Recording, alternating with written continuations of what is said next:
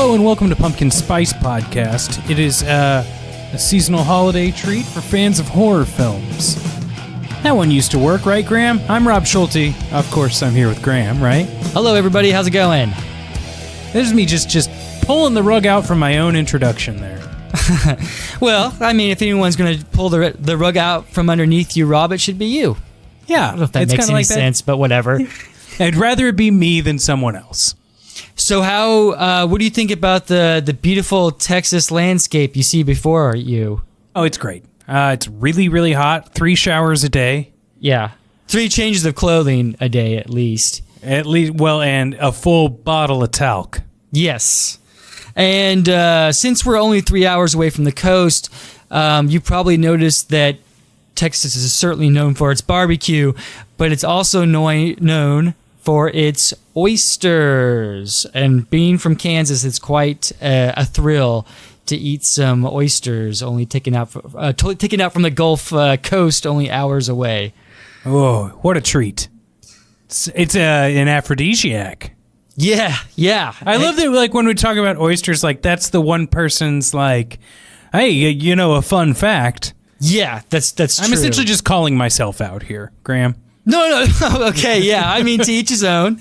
But no, if you talk to, I think, any Midwesterners, they might brag a little bit that they ate some seafood, you know, just because they're not accustomed to that. So true. And now we're both living in states that border the ocean. Graham, it's beautiful down here, quite frankly. And I've enjoyed that restaurant. I forget its name, but you took me there. We did not see Alex Jones. No, you're thinking of the Texas chili parlor. Yeah, I ate so much that my memory just flew out of my brain to make way for that juicy chili. Well, yeah, and it's funny that you mentioned that because Alex Jones does frequent there, but I took you there because what movie was filmed there? Death Proof. Well, Pam, which way you going? Left or right? Rob, welcome to Texas. Thank you. Last time I was here, I ate at that barbecue place that is in Dazed and Confused. Style Switch. Yeah, that building served as the pool hall. The pool hall, yeah, the exterior of the pool hall. Yeah, you know, I got the biggest piece of meat there that I've ever seen in my life. And I've seen a dead animal. Yeah. When we left that barbecue joint, we encountered one of the most public family breakdowns I've ever experienced in my life. And you told me that that's not uncommon to see weird... Sure, and I want to be clear in saying that not all the freakouts that you run across are going to be necessarily negative. True. Okay. But yeah, there's the occasional. Well, here's the thing, Rob. The sun gets to people. If you've never been to Austin, Texas, the sun in the summer is like 5 feet above your head. It gets very hot here, and people lose it. And that's maybe sort of the inspiration for the series of films we're going to be talking about today. Wow, you just did you see what I did there? Those two right together, man. I know. It was like it took me 32 episodes, I think, to get the hang more of a professional segue, than me, man. I finally. I was hoping within the first 25, but 32 ain't too bad. So not at all. So Texas Chainsaw Massacre, my favorite horror film of all time. Notice how I didn't say American. I said my favorite horror film of all time.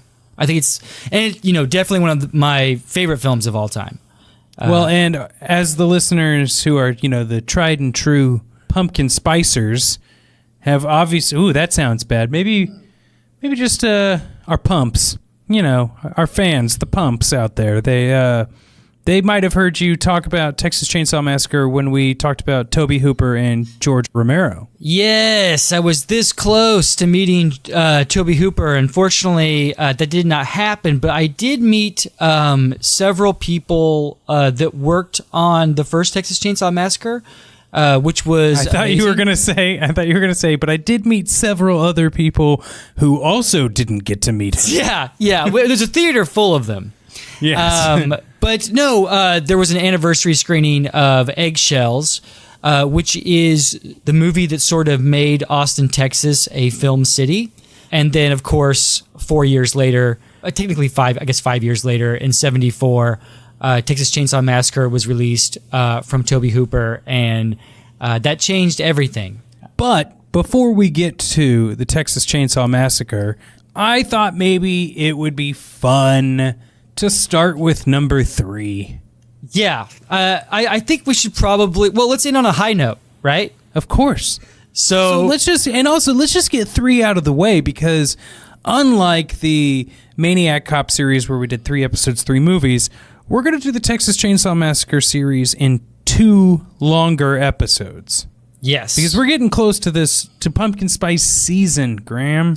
Yeah, I know. It's almost at Starbucks. Almost that time of year again. Well, Graham, I think then let's start with the proper name of the episode or of the movie, Leatherface, Texas Chainsaw Massacre 3, which came out in 1990.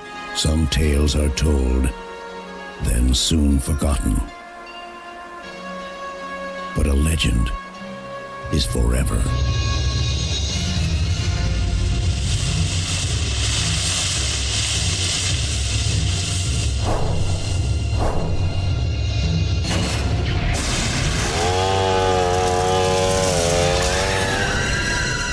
Leatherface, Texas Chainsaw Massacre 3. Now, let me give you the IMDb auto-populated storyline from a user, just so people can wrap their heads around this nutty film, okay? A couple encounters a perverted gas station attendant who threatens them with a shotgun. They take a deserted path in Texas to seek help, but only meet up with the cannibalistic clan interested in helping themselves to fresh meat. Written by Mark Pop. Mark, get your email off of IMDb.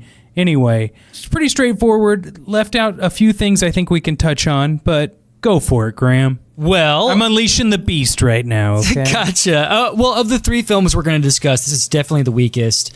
It's not terrible, so I want to start with the positives, okay? So I thought that it was competently shot. There was some stuff that looked actually really good. Unfortunately, it's in the service of nothing. Ken Foree, as always, is amazing, and also Viggo Mortensen. And I would say most of the family members are played by great sort of character competent actors. It's just that the story goes nowhere. And my big beef, Rob, is that you don't give a shit about the protagonists. Oh, yeah. Who go to sleep for 30 minutes in the second act of the movie. And I don't know how many movies you've watched where the main protagonists go to sleep. Well, because Ken Foree, the survivalist, gives them pain medication. Yeah, gives them medication, doesn't tell them what it is, and they take it without asking what is this, and then they get mad for taking it. It's really weird scene. There's so much more to it too. But it's also just a retread of things we've already seen before. And God bless Tobe Hooper in the first film, which we'll talk about later. You really don't know much about the main characters in the van, but you at least kind of get a hint of who they are, and you get everyone's personality. Yeah, and you don't want to see them die. That's my point. With the couple that are not in a relationship are driving down the road and then they get attacked, you don't care about them. You don't care whether they've given us no reason to. Ken Foree, you care. And I read that his character was actually written to die by Leatherface in the swamp, and they liked Ken Foree so much, and they kind of realized that he was the only likable character in the movie, that they kept him for the end. But I can say, Rob, having lived in the Austin, Round Rock, Bastrop area of Texas, haven't came across a swamp yet. Yeah, a swamp and just survivalists. I mean, I guess in the middle of nowhere, but that seems like the worst place to try and survive. Yeah.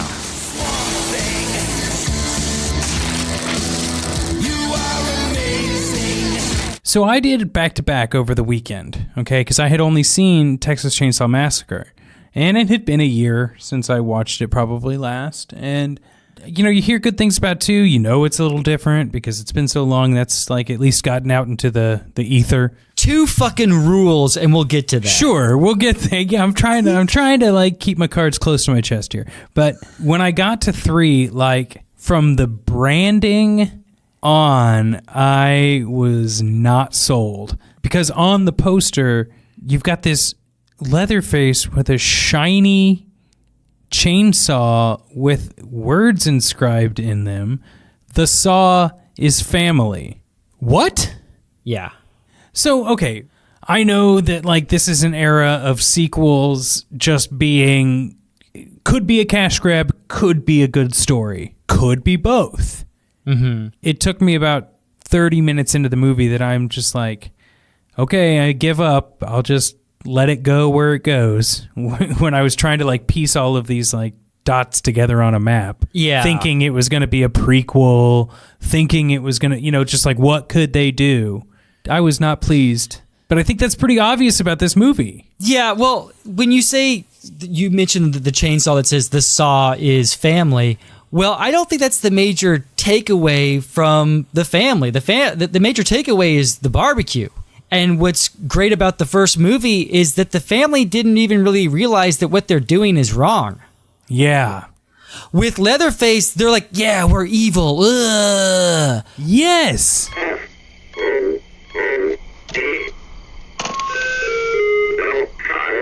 So aside from that whole the Saw is family, there's also a noticeable difference with the franchise now that we've gone from Canon Films that released number 2 to New Line Cinema, which is now in charge of the film. Bob Shea. And so you have a lot of people from Nightmare working on this film. Did you know, Rob, that in the trailer, Kane Hodder plays Leatherface? Oh, really? I thought he looked different. Only in the trailer. Yeah, So- yeah. But like everything about this movie looks like a New Line Cinema film. They have a way they make movies. Yeah, but I think this is around the time that New Line Cinema acquired Friday the 13th and Texas Chainsaw Massacre. I think it was 1990? Yeah, because if you think about it, I think Jason Takes Manhattan, which is number 8, came out in 88, and the next one didn't come out until 93. Yeah, Jason Takes Manhattan came out in 1989. So. Oh, 89. Okay, gotcha. Yeah. It was the last one produced from Paramount Pictures. Yeah, so that would make sense, totally. It's bad. The story makes sense, like the storyline we read at the beginning. One other huge noticeable difference, Graham, is that the family is completely different. Yes. The family's extended. Lots of more characters, it seems like, including a mother, which we've never seen in a Texas Chainsaw film as of yet. Yeah, but I thought she was dead. Yeah, I think they just either they don't mention her or they, because there's a grandma and there's a grandpa. There's a grandpa. Who's the little girl too? Oh yeah, that was weird. Like, who's having these kids? Yeah, and the little girl's got like a skeleton doll. Because if you don't poke them, then they don't leak. And if they don't leak, we can't feed Grandpa. Yeah, she was placed there just to be creepy. Yeah. Not to actually, and I think that's the big thing. They didn't think about, I've got it, Graham. This had to have been a different movie first. Okay, I can see that. Yeah, it was repurposed for a Texas Chainsaw film. Yeah, when they acquired Texas Chainsaw, whatever this was repurposed. Ooh, now what could that be? We'll have to think on that one. Yeah. Or listeners, please let us know in the form of a Apple Podcasts review. I think Leatherface was the original Chronicles of Narnia. I could see it easily being a repurposed Nightmare film or a Friday the 13th film. Where's that corkscrew, that fancy corkscrew for the wine bottle? Ted? Well, Graham, should we move on to the original? Well, not without saying one more thing, Rob, and then we'll end it. Okay, please. From beginning, middle, and end, it is obviously apparent that Leatherface, Texas Chainsaw Massacre 3, was not shot in Texas. This is a mortal sin of the film for me. You see the rolling hills of California, but that is not the landscape of Central Texas. You don't say. Yeah, and like if you've never been to Central Texas and you watch Texas Chainsaw Massacre 3, that is not the correct representation. And we're very offended by that. I know I am. And you know who else has an opinion about this, who may be offended and may not, is a person named Andrew Gold. Now, Andrew has left a user review on IMDb, and it's rather long, Graham, so I don't think I'm going to give you their thoughts on the reboots or how the films have affected culture over the decades. But hear me out on this one, okay? Or hear Andrew out on this one. Okay. The main reason this is better than its predecessor is because it actually has suspense. Not a lot of it, but it's there. The creepy moments somewhat resemble the scenes from the original, but none of it feels rehashed. None of it feels rehashed. There are characters you can root for, and Leatherface is actually kind of scary again. There was always a satisfying climax, fit with heavy metal and cheesy lines that belong in a Marlon Wayans movie. It's just a fun popcorn horror movie with some gore, a couple thrills, and a decent amount of laughs. All in all, a movie is meant to entertain. And for the most part, Texas Chainsaw Massacre 3 did exactly that. Worth a watch for a hardcore slasher fan. What? Yeah. Politely disagree. That is probably the best thing you can say. But good on Andrew for standing his ground. Yes. Graham, I'm going to take a quick break, and we're going to come back for the Texas Chainsaw Massacre.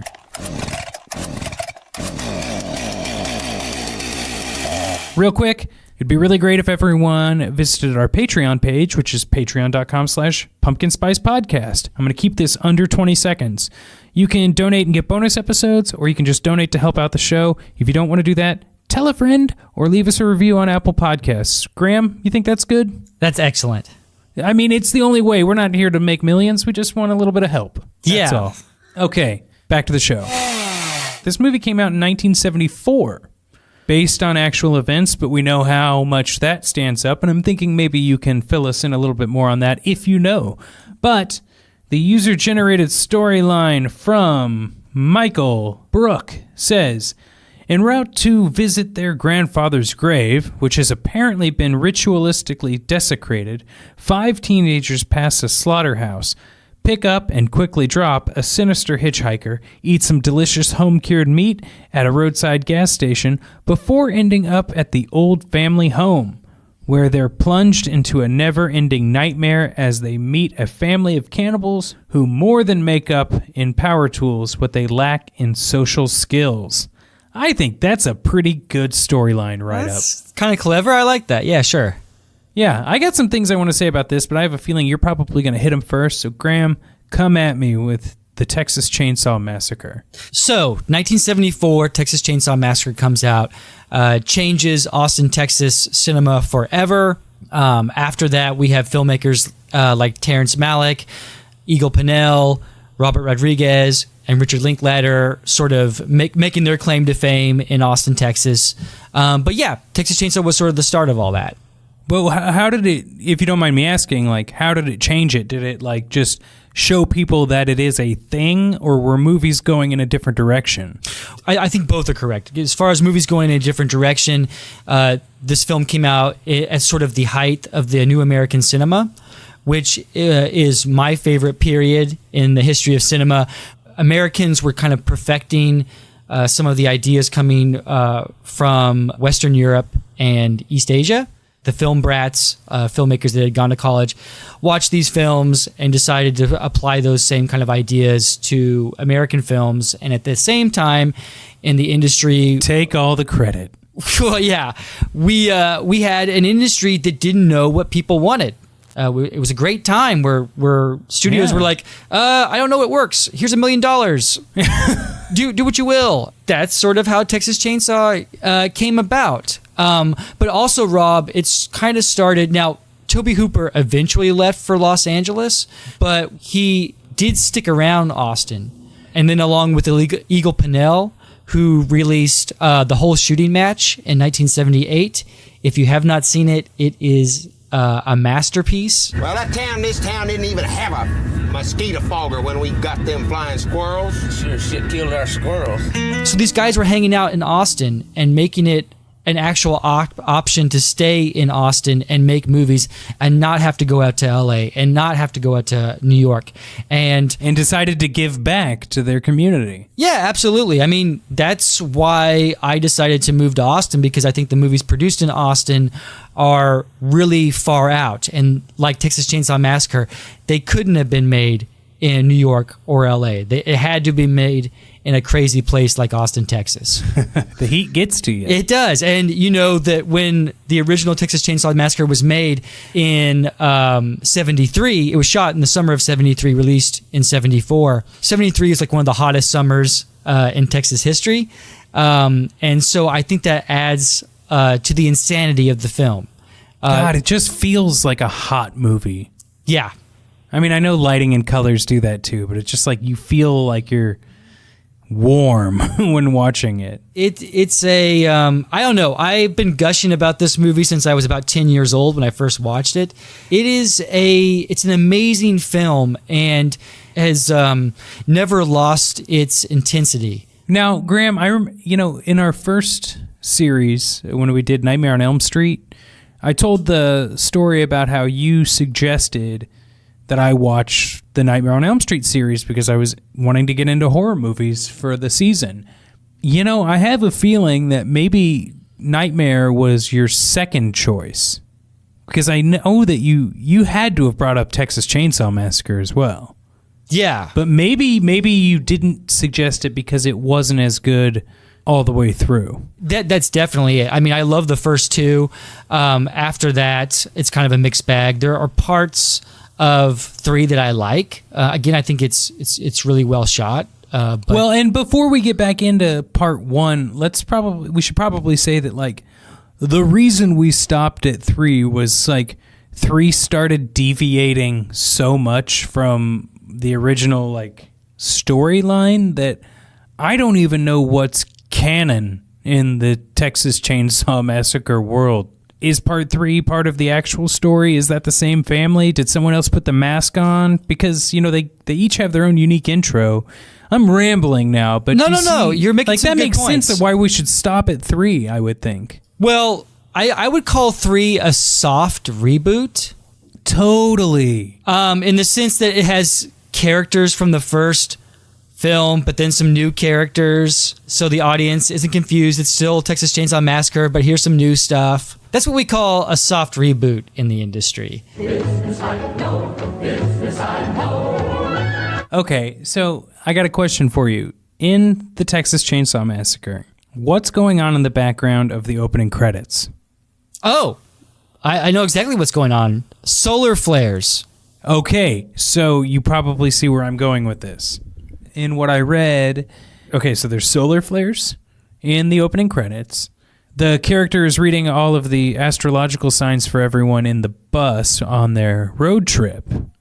Now, it seems that Saturn was in retrograde, which is bad.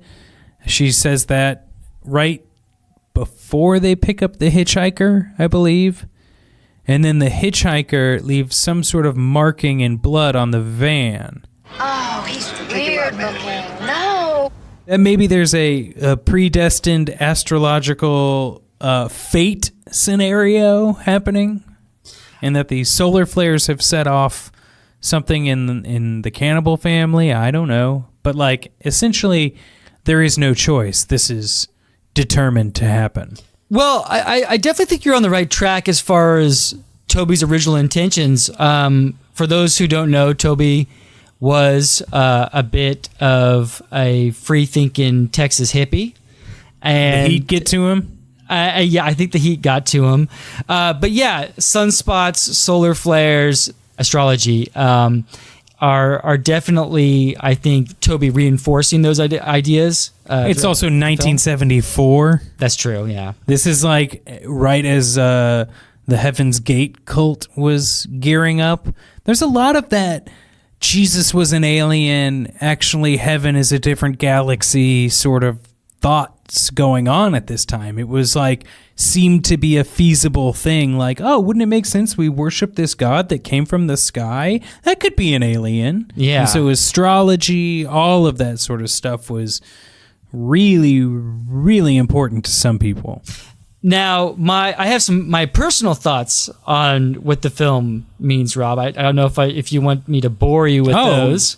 No, please. But I have always thought that Texas Chainsaw was about the industrialization of the South.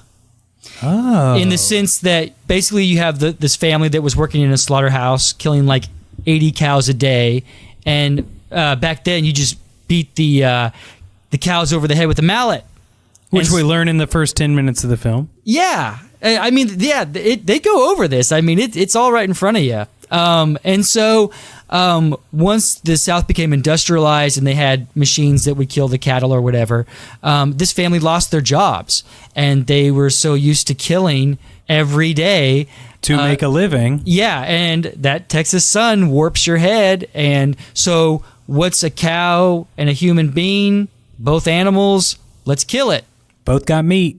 Yeah, and like I said earlier in the episode, one of the creepiest things about Texas Chainsaw is that the family thinks that they're doing nothing wrong, that this is normal. Yeah, you see it in the of course the dinner scene. Then you just see them how their family dynamic reacts to just another workplace problem. That dinner scene is perfection. It is one of the most nauseating, uncomfortable things you'll ever watch, and it perfectly executes that sort of "I got to get out of here now" sort of mentality of the character played by Marilyn Burns, who I think should have been nominated for an Academy Award for her performance. A lot of people talk about Leatherface as sort of being the star, but the film would not have worked if Marilyn Burns wasn't the lead in the lead.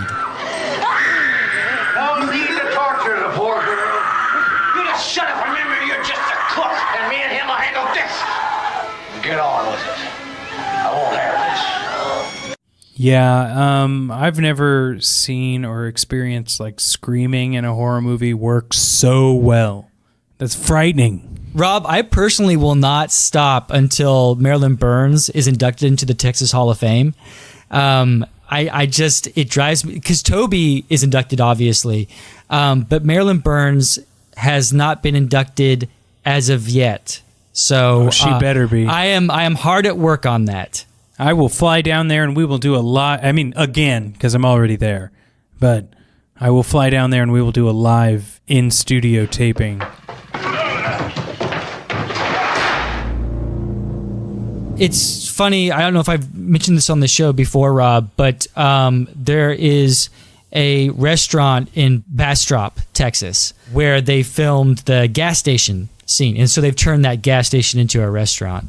The family that actually owns it's really nice. So. Oh, cool. Well, let's go hit up there after we record this episode. Yes, absolutely. And we can take a 2-hour detour north of Austin in Kingsland, Texas, where the house of Texas Chainsaw Massacre was moved to from Red Rock, which is... Oh, I saw that in a Joe Bob Briggs video. He was out there, and Joe Bob, next time you're in town, definitely hit me up.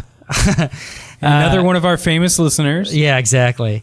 But yeah, this film has been analyzed and looked after, and there's so many theories about it. But the fact that it still is on everyone's list for as far as like the greatest horror films ever made, it still retains that intensity. And if you've never seen it before, give it a watch. You will be surprised at how well it holds up. Yeah, it's frightening and amazing. I'm not even going to read the IMDb user review because it's just going to be a very long paragraph of a lot of what we have said. This person is a big fan and cites a lot of other episodes or a lot of other movies in it too. All right, Graham, we've got a little more to talk about between this movie and the second Texas Chainsaw Massacre, but let's go to that next week. Gotcha. So next week we'll discuss Texas Chainsaw Massacre 2, the Cannon Films classic. All right, let's go get some barbecue. Yeah.